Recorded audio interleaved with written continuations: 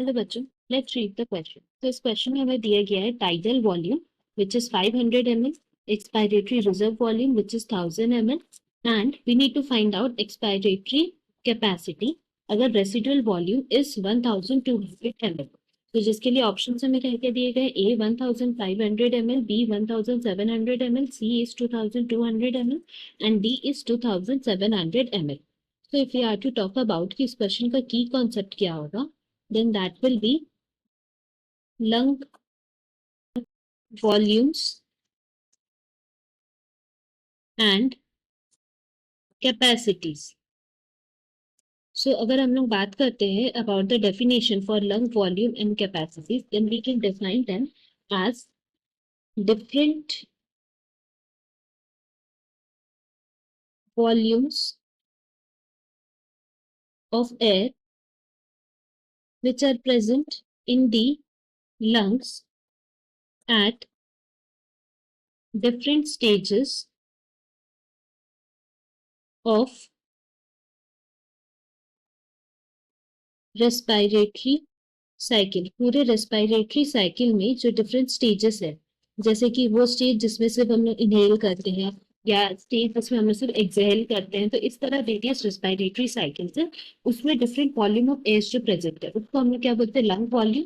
And वो कितनी capacity of air hold कर पाता है, तो वो हो जाता है हमारा lung volume and capacity. So now अगर हम लोग बात करते हैं about lung volume, then we can say कि जो हमारे different lung volumes है, they are tidal volume, inspiratory reserve volume, expiratory reserve volume and residual volume. So अगर हम लोग इनके बारे ब्रीफ में बात करते हैं, तो सबसे पहला हमारा क्या है, टाइडल वॉल्यूम, जिसको हम लोग लिखते हैं टीवी।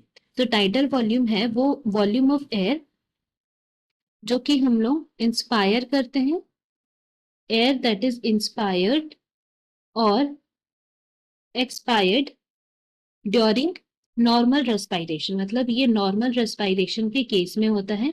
एंड अगर हम लोग बात करें इसका general volume, so general volume that is approximately it is around 500 ml, जो कि नॉर्मली प्रेजेंट रहता है इन अ हेल्दी मैन। सो इस तरह ये हमारा टाइटल वॉल्यूम हो। उसी तरह हम लोग को एक्सपायरेटरी रिजर्व वॉल्यूम के बारे में दिया हुआ है which is ERV। So expiratory reserve volume होता है additional volume of air that is a person can expire by forcible expiration। Forcefully expire करके मतलब फोर्सफुली ब्रीद आउट करके हम लोग कितना volume of air additional expire कर सकते हैं, उसको हम लोग एक्सपायरेटरी रिजर्व वॉल्यूम बोलते हैं। इसका अगर हम लोग एवरेज वॉल्यूम देखें कि ये कितना रहता है, देन बोल सकते हैं for a healthy man it should be around 1000 ml to 1100 ml। So यही वैल्यू हमें हमारे क्वेश्चन में भी दिया गया है, tidal volume and expiratory reserve volume. Now इससे हमें क्या निकालना है, एक्सपायरेटरी कैपेसिटी। तो हमने लिख सकते हैं कि एक्सपायरेटरी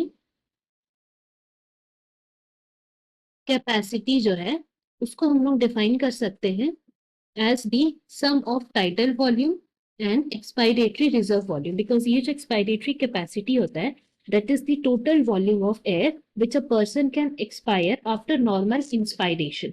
So हम बोल सकते हैं कि expiratory capacity का मतलब क्या हुआ, it will be the total volume of air जो कि person expire कर सकता है after normal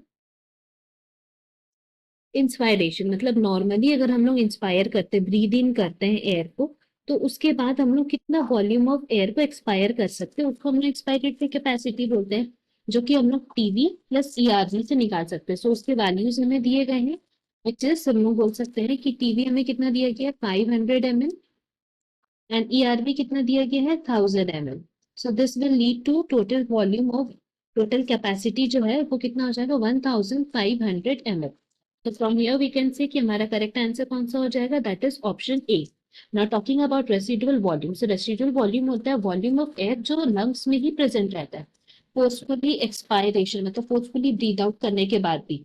कुछ वॉल्यूम ऑफ एयर लंग्स में रहना चाहिए, नहीं तो लंग्स कोलैप्स कर जाएगा। तो वो वॉल्यूम ऑफ एयर जो लंग्स में रहता है उसको हम लोग बोलते हैं residual volume. So it has no relation with that of the tidal volume और expiratory reserve volume in case of expiratory capacity. Expiratory capacity में उसका कोई काम नहीं है। तो इसीलिए from here we can conclude हमारा करेक्ट आंसर हो जाएगा option A. Hope you have understood this. Best of luck. Thank you.